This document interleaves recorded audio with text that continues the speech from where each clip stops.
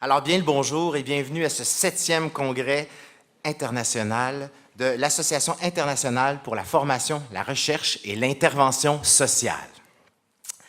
Ce 7e congrès devrait nous entraîner dans un défi de taille, soit celui de prendre de front toute la, ou ce qu'on pourrait dire, les dimensions de la solidarité, ou plutôt devrions-nous dire des solidarités.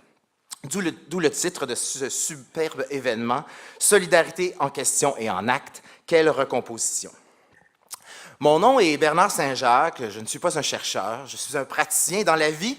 Je suis l'heureux directeur général de la clinique Droit Devant, un charmant petit organisme communautaire qui intervient auprès des sans domicile fixe et des personnes en sortie de rue, aux prises avec leurs problèmes judiciaires, particulièrement en matière pénale et criminelle. Ça, c'est dans la vie. Mais cette semaine, il me fera plaisir d'animer les séances plénières du matin. Et en somme, je deviens comme pour un certain temps à la fois un gestionnaire de trafic, à l'instar des superbes cônes oranges que vous allez voir un peu partout dans notre ville, un présentateur de vos chers conférenciers et conférencières, en plus de m'assurer que vous soyez bien réveillés le matin, comme ce matin, pour être capable de faire face au menu chargé qui nous attend. Et évidemment, tout ça, ça sera fait en toute solidarité. J'aimerais pour débuter accueillir notre hôte, celui qui est le recteur de l'UQAM, l'Université du Québec à Montréal. J'ai nommé M. Robert Proulx.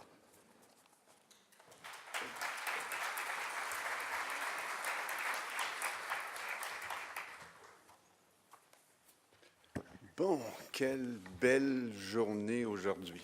Vous ne pouvez pas savoir à quel point ça me fait plaisir d'être avec vous pour l'inauguration du congrès. Alors, merci, M. Saint-Jacques, pour la présentation.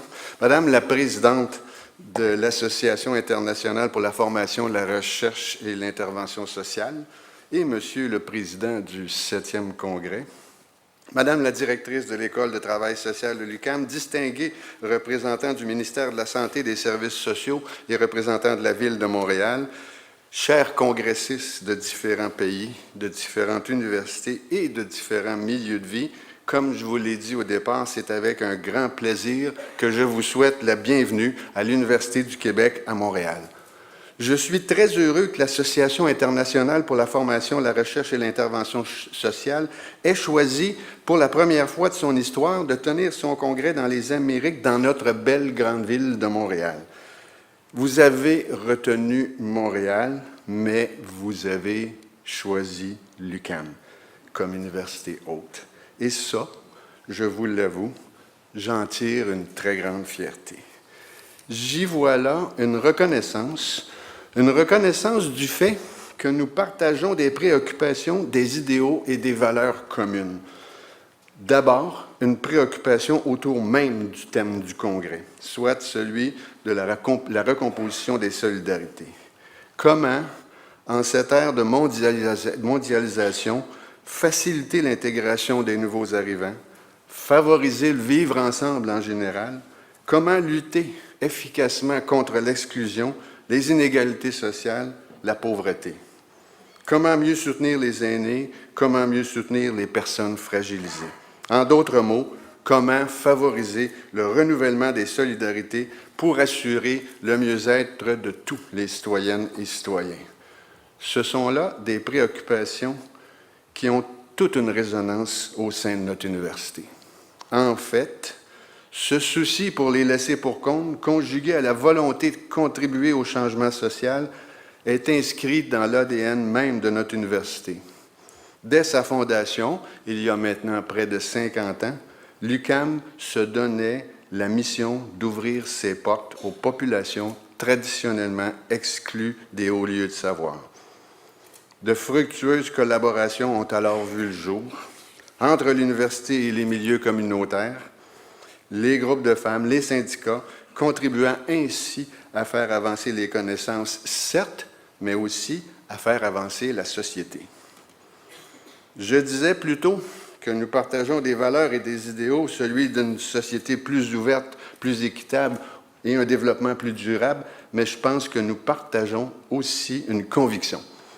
La conviction que l'université ne peut et ne doit pas être une tour d'ivoire, qu'elle doit au contraire favoriser les échanges entre les milieux de la recherche, de la formation et de l'intervention, et ça c'est vraiment quelque chose que j'aime de l'UQAM, l'intégration de ces trois composantes-là en une seule mission, assurer le progrès social, la conviction que ces liens seront, plus ces liens seront étroits, plus ils seront féconds en termes de retombées scientifiques, mais aussi en termes de développement social.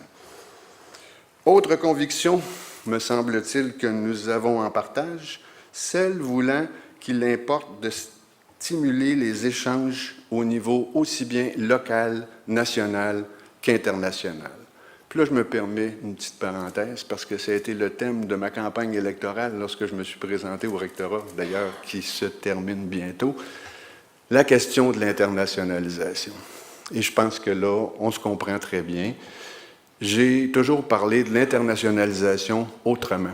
Ça veut dire quoi, ça? Ça veut dire que, plutôt que de concevoir l'internationalisation comme étant on développe des produits locaux puis on les vend partout dans le monde, ça s'appelle de la multinationalisation. C'est plutôt une question de tisser des réseaux, de créer des couloirs de mobilité à partir de valeurs partagées que nous avons toutes et tous en commun pour rendre accessible le savoir du monde à l'ensemble, à notre communauté locale, tout en permettant à notre communauté locale de diffuser son savoir à l'ensemble du monde. C'est ça, l'internationalisation. Et je pense que dans les questions de solidarité et de renforcement des solidarités, c'est la clé, justement, pour l'inclusion et le développement à l'échelle internationale. Donc, je pense qu'on partage, je suis complètement perdu dans mon discours, mais c'est pas grave.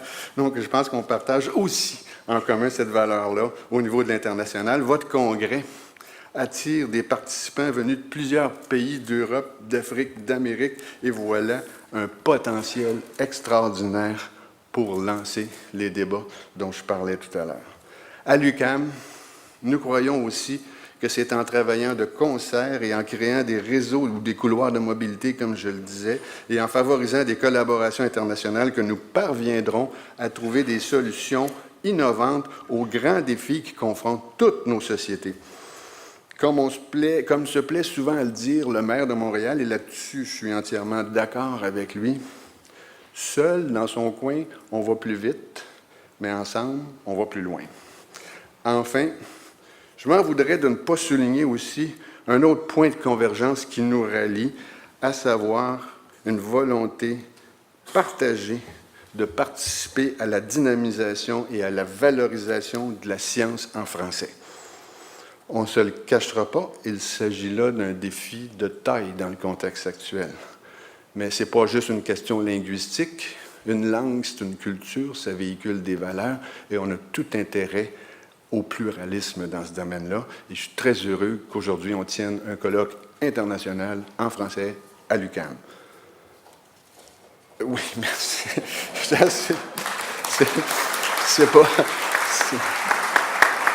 Et je suis convaincu, comme je vous le disais pour ma part, que l'avenir de la science, tout comme l'avenir de nos sociétés, réside dans l'ouverture à l'autre. Bien, l'ouverture à l'autre, ça veut dire aussi le respect du pluralisme linguistique. Là, je suis en train de faire ma politique habituelle. Bon, je tiens d'ailleurs à adresser toutes mes félicitations aux organisateurs du congrès. Je les voyais ce matin un peu nerveux, c'est normal, tout va bien, tout se passe à merveille, les gens sont là, tout fonctionne à l'heure, parfait. Alors, félicitations, je sais ce que ça veut dire organiser un congrès. Si on n'avait pas ces gens-là qui travaillent d'arrache-pied pendant des heures et des semaines avant, vous n'auriez pas les résultats que vous avez aujourd'hui. Donc, félicitations. La qualité des conférenciers que j'ai pu constater en lisant la description du congrès, la pertinence scientifique et sociale des questions abordées et le nombre élevé, comme on le constate aujourd'hui, de participants des quatre coins du monde s'avère déjà un annonciateur d'un très grand succès. Alors, sur ce, chers amis, je vous souhaite un bon congrès, de fructueuses discussions et un pas de plus vers le développement social. Merci et bon congrès.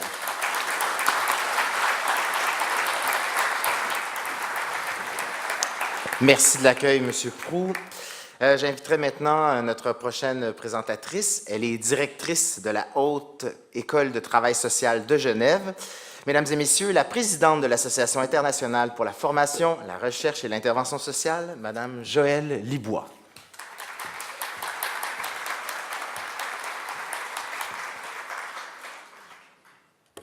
En ouverture de ce congrès, j'ai le plaisir de saluer la présence des autorités de l'UQAM et principalement de son recteur, que je remercie vraiment pour ses mots de bienvenue et de tous les points de convergence que vous avez pu poser. J'aimerais saluer aussi la présence de Madame Anna Maria Campanini, qui est présidente de l'Association mondiale des écoles de travail social, qui est aussi avec nous aujourd'hui et pour tout l'ensemble du congrès. Chers directeurs, directrices, représentants d'institutions, présidents, présidentes, représentants d'associations, professeurs, enseignants, chercheurs, surtout vous tous, chers congressistes. Ça y est, nous y sommes. Il y a 2 ans, au congrès de Porto, nous annoncions que le prochain congrès se ferait à Montréal, le 7e congrès de l'EFRIS. Se retrouver à Montréal en 2017 constituait pour nous un challenge de taille. Est-ce que les actrices et les acteurs de l'intervention sociale allaient traverser l'océan Atlantique pour les Européens? Est-ce que nos amis de l'Afrique auraient l'occasion de nous rejoindre? D'ailleurs, à ce propos, j'aimerais mentionner qu'une délégation de la République du Congo devait nous rejoindre aujourd'hui et qui a malheureusement pas pu obtenir son visa. Mais nous avons aussi des collègues du Moyen-Orient et de l'Asie qui sont avec nous aujourd'hui. Ce risque, ce défi, nous l'avons pris car nous avons misé sur les compétences et les savoir-faire de l'ACFRIS, l'Association Québec-Canada de l'EFRIS. C'était aussi compter sur l'accueil de l'UQAM, de son infrastructure, de sa capacité à offrir du temps et des forces de travail au sein de ses collaborateurs. Merci beaucoup. Ensuite, avec le Conseil scientifique permanent, nous avons dû définir le thème du congrès. Nous avons voulu suivre plusieurs pistes. La première consistait à suivre nos travaux de Porto pour avoir une certaine continuité. Poursuivre la réflexion et les savoirs autour de la multiplication des précarités. Ensuite, nous voulions tabler sur un champ d'expertise bien connu au Québec, celui du travail communautaire. Nous aurions pu tracer là une ligne toute droite, tracée au sirop d'érable, bien collée, mais on sait que trop collé à l'objet ne permet pas le débat. Nous avons voulu aller plus loin. Suite à Porto, nous avons compris qu'il fallait donner la parole, non seulement aux professionnels de l'intervention sociale, aux enseignants, aux chercheurs, mais aussi aux membres des groupes communautaires et aux personnes accompagnées. C'est le deuxième défi que nous nous sommes fixés. Ces différents axes ont amené le CSP et l'ACFRIS à se déterminer sur le thème « Solidarité en question en acte, quelle recomposition ?» La question des solidarités représente pour les actrices et les acteurs de l'intervention sociale un important vecteur d'analyse des mutations à l'œuvre dans le tissu social et en même temps un puissant moteur pour contribuer à la revitalisation des formes d'engagement. Rappelons-nous que l'EFRIS, c'est maintenant 31 pays contributeurs. Il y a là de quoi penser de manière plurielle les questions de solidarité.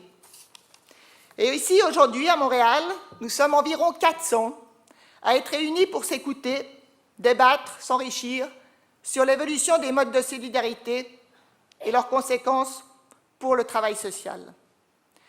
Nous sommes représentants de plus de 20 pays, porteurs de politiques sociales et de modèles d'intervention très différenciés.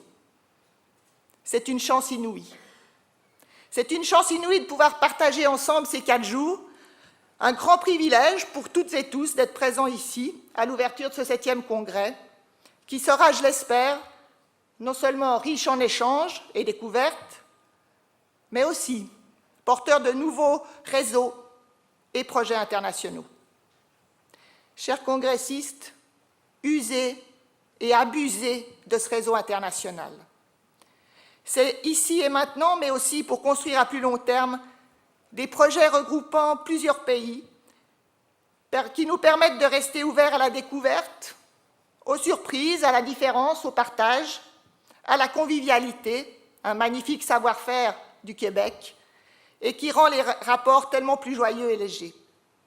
Je tiens déjà à remercier en ouverture de ce congrès quelques personnes qui ont particulièrement contribué à la mise en place de cette manifestation d'envergure.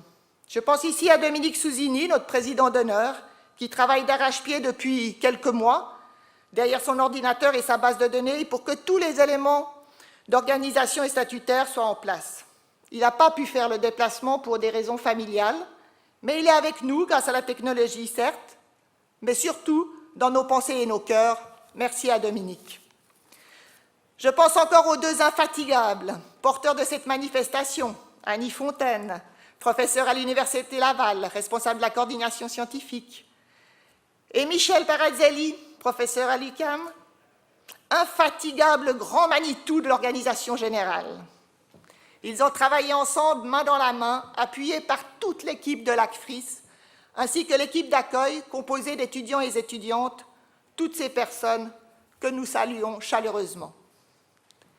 J'aimerais encore remercier M. Robert Proux, recteur de l'UQAM, José Lafont, doyenne de la Faculté des sciences humaines, et Elisabeth Harper, directrice de l'École de travail social de l'UQAM, pour avoir soutenu, contre vent et marée, ce projet de traversée de l'Atlantique.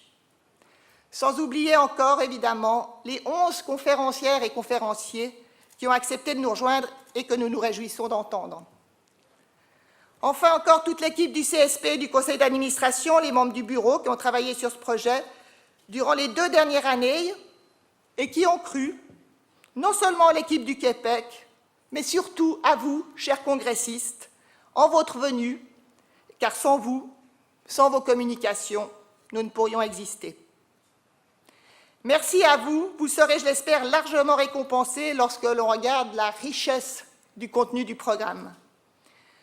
7 conférences, une table ronde, 240 communications, 6 forums, 4 ateliers thématiques, 3 carrefours de savoir.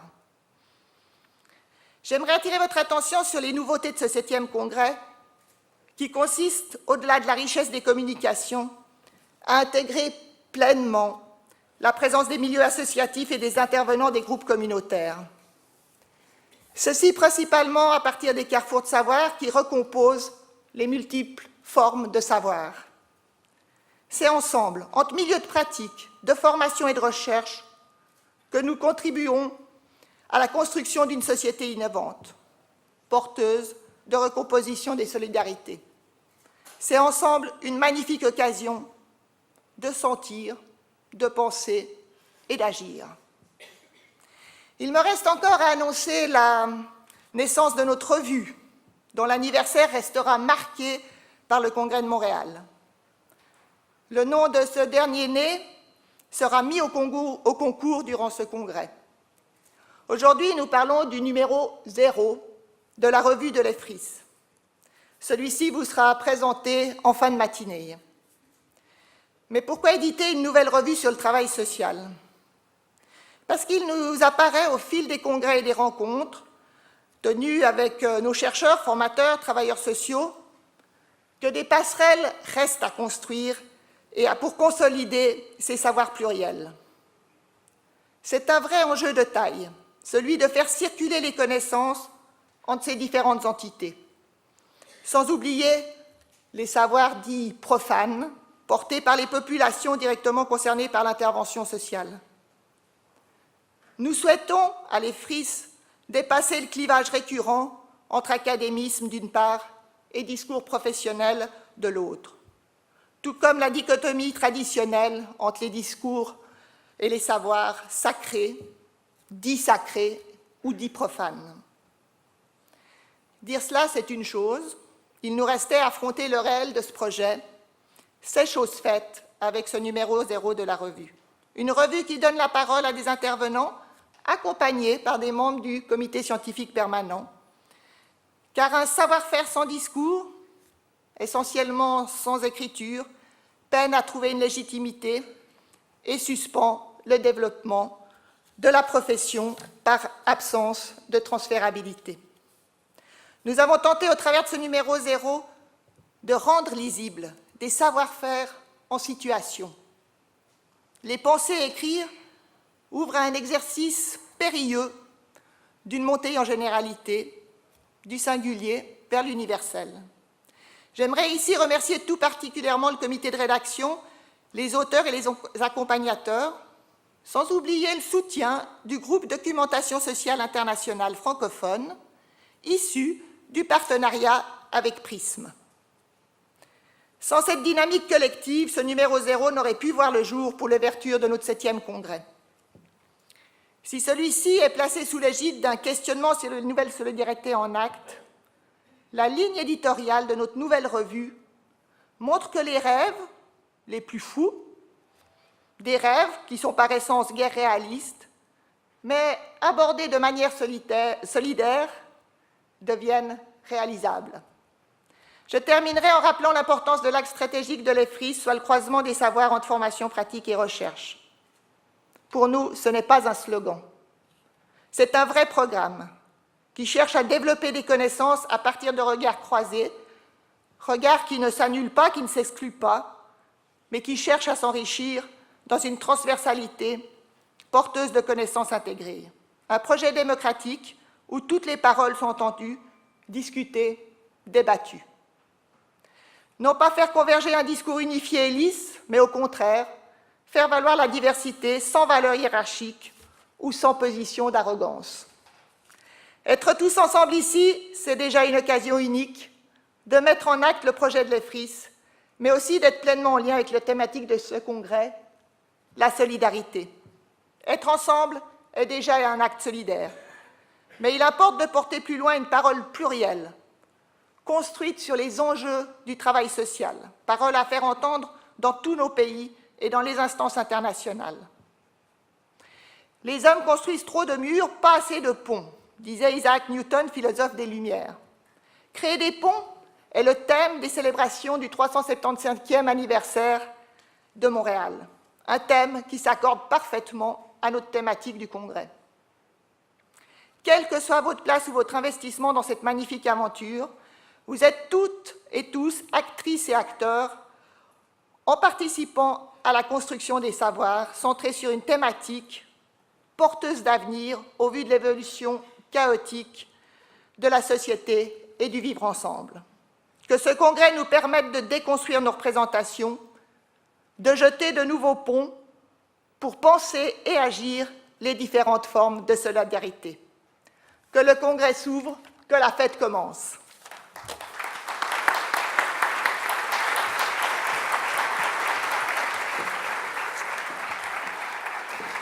Merci, Madame la Présidente. Prochaine oratrice, vous savez qu'au Québec, les écoles de travail et de services social sont directement intégrées aux universités. Vous en avez la preuve vivante où nous sommes aujourd'hui. C'est notamment le cas, effectivement, de l'École de travail social de l'Université du Québec à Montréal, qui est, soit dit en passant, l'une des 17 organisations membres de l'ACFRIS, l'Association Québec-Canada.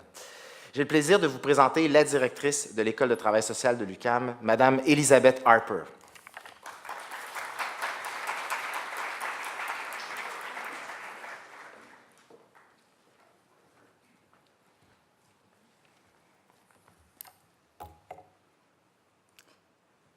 Bonjour. Au nom de l'École de travail social de l'UQAM, il me fait plaisir de vous souhaiter la bienvenue au 7e congrès. Nous sommes très fiers de vous recevoir.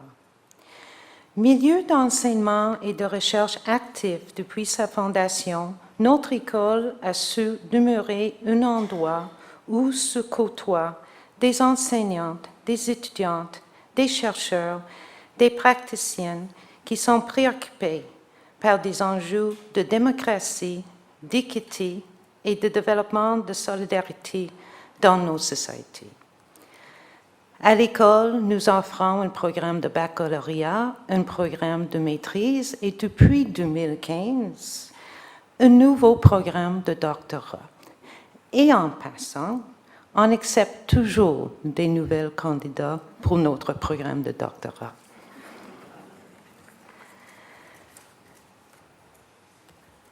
Cependant, avant d'aller plus loin, j'aimerais prendre quelques instants afin de souligner un événement très triste, celui de le décès de notre collègue, M. Jacques Hébert, professeur à l'École de travail social depuis 1989.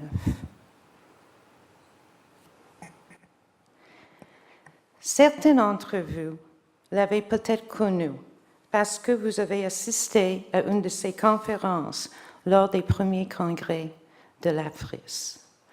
Ou peut-être vous avez collaboré avec lui dans certains projets. Ou vous avez simplement entendu parler de lui. Comme Philippe Dumoulin, président du conseil scientifique de l'AFRIS, écrivait dans une courriel récente, Jacques avait su créer des amitiés et de collaboration au-delà des frontières. Pour nous, à l'École de travail social, il était un collègue estimé, passionné par l'enseignement et présent à la fois pour ses étudiantes et pour ses collègues. Il était un des piliers de l'école. Il était aussi très impliqué dans les organismes travaillant auprès des jeunes en difficulté. Pour lui, la création des liens sociaux et de solidarité avec les jeunes était au cœur de ses préoccupations. Et pour lui, les pratiques d'intervention qui combinent le sport avec le travail social du groupe étaient le vecteur principal pour bâtir ces solidarités. Cependant, la mise en œuvre des solidarités devient de plus en plus difficile dans un contexte social en profonde transformation, marqué par la fragmentation des métairies, des multiples éclatements identitaires et absence claire sur ce que vivre ensemble signifie. Depuis les dernières élections à la présidence des États-Unis, un peu partout et à travers le monde, nous sommes plus en plus exposés à des récits sociaux qui sont marqués par un vocabulaire faisant la promotion du racisme, de l'agisme, de l'homophobie et de la transphobie, parmi d'autres. Tout semble être permis. Tout peut être dit, même par les chefs d'État, et sans qu'une personne ne soit imputable. Comme conséquence, les populations marginalisées par ces discours risquent à être, ou le sont déjà, exposées de plus en plus à l'oppression, y compris la violence et les pratiques discriminatoires. Nous sommes à un moment de l'histoire où le concept de solidarité doit prendre tout son sens. Comment alors agir?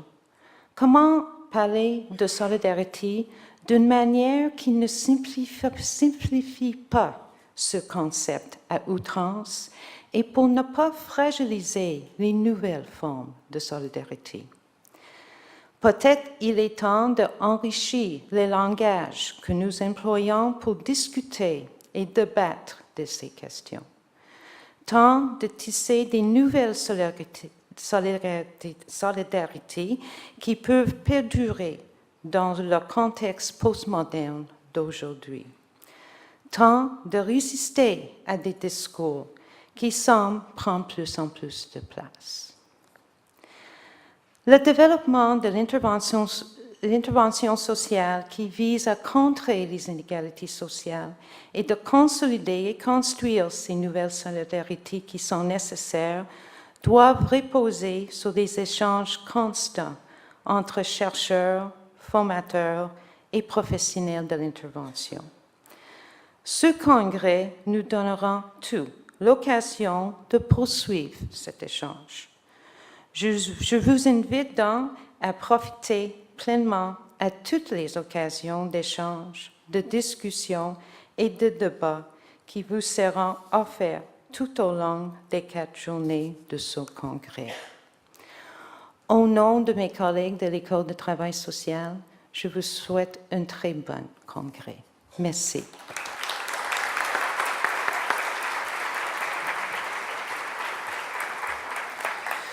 Merci. La dernière et non la moindre présentatrice de ce premier bloc de la journée qui va venir nous boucler la boucle justement sur les grandes lignes de la problématique sur laquelle on traite dans le cadre de cet événement. Elle est assez bien placée pour le faire puisqu'elle, comme on en a discuté un petit peu plus tôt, elle a été très proche du contenu et du thème de cet événement. Elle est vice-présidente du Conseil scientifique permanent de l'AFRIS et aussi professeure agrégée de l'École de service social à l'Université Laval à Québec, spécialisée notamment au niveau du travail de rue. J'inviterai Mesdames et Messieurs, Madame Annie Fontaine.